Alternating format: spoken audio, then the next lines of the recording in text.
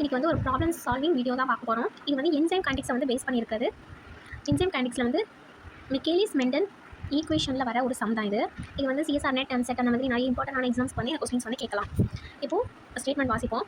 And enzyme reaction follows Michaelis Menten kinetics at the total enzyme concentration E0 is 2 nm.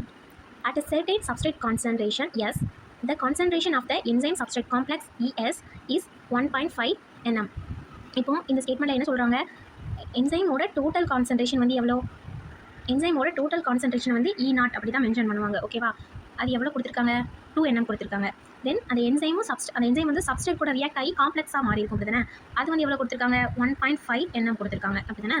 Okay, இப்போது என்ன கண்டுபிடிக்க சொல்கிறாங்க அப்படின்னா, first ஸ்டேட்மெண்ட்டில் free enzyme எவ்வளோ இருக்கும் அப்படின்னு கண்டுபிடிக்க சொல்லியிருக்காங்க. அதாவது இப்போ வந்து நிறைய என்சைம் இருக்குன்னு வைங்களேன், அதில் வந்து கொஞ்சம் என்சைம்ஸ் போயிட்டு சப்ஸ்ட்ரேட் கூட போய் ரியாக்ட் ஆகுது அப்படின்னா, ரியாக்ட் ஆகினதுக்கு போக மீதி நிறைய என்சைம்ஸ் இருக்கும், அதுதான் வந்து ஃப்ரீ என்சைம் அப்படின்னு சொல்லுவோம். அதை வந்து E அப்படின்னு மென்ஷன் பண்ணுவோம். அப்போ இந்த ஸ்டேட்மெண்ட்டில் வந்து ஃபஸ்ட்டு E எவ்வளோ இருக்குது அப்படிங்கிறத வந்து கண்டுபிடிக்க சொல்லியிருக்காங்க. இதுக்கு வந்து நம்ம யூஸ் பண்ணுற ஃபார்முலா வந்து E0 = E + enzyme substrate complex. இதுதான் இதோட ஃபார்முலா. இதில் வந்து E0 எவ்வளோ கொடுத்துருக்காங்க, 2 nm கொடுத்துருக்காங்க. அதை அப்ளை பண்ணிடுவோமா? ஓகே, E வந்து நம்ம கண்டுபிடிக்க போகிறோம். இதே என்சைம் சப்ஸ்ட்ரேட் காம்ப்ளெக்ஸ் வந்து எவ்வளோ கொடுத்துருக்காங்க, 1.5 nm கொடுத்துருக்காங்க. அதான் அப்ளை பண்ணியாச்சு. இப்போ நம்ம கண்டுபிடிக்க போகிறத வந்து இந்த சைடு எடுத்து எழுதணும். ஓகேவா, கண்டுபிடிக்கிறது வந்து லெஃப்ட் சைட் போய்ட்டு நெக்ஸ்ட் வந்து இந்த 2 வந்து இந்த சைடு மாறும்போது மைனஸாக மாறிடுது.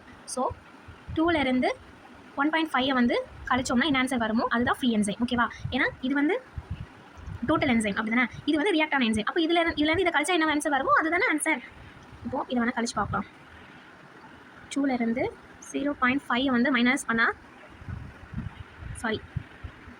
1.5 வந்து மைனஸ் பண்ண ஆன்சர் வந்து 0.5. ஓகேவா, இதுதான் ஆன்சர்.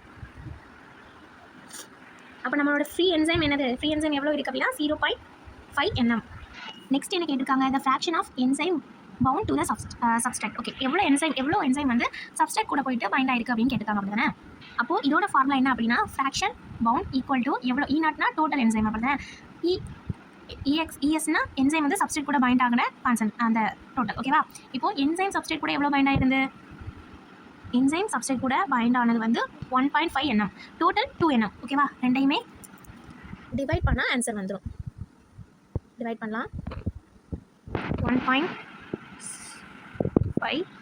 டிவைட் பண்ணியாச்சு. ஆன்சர் வந்து 0.75.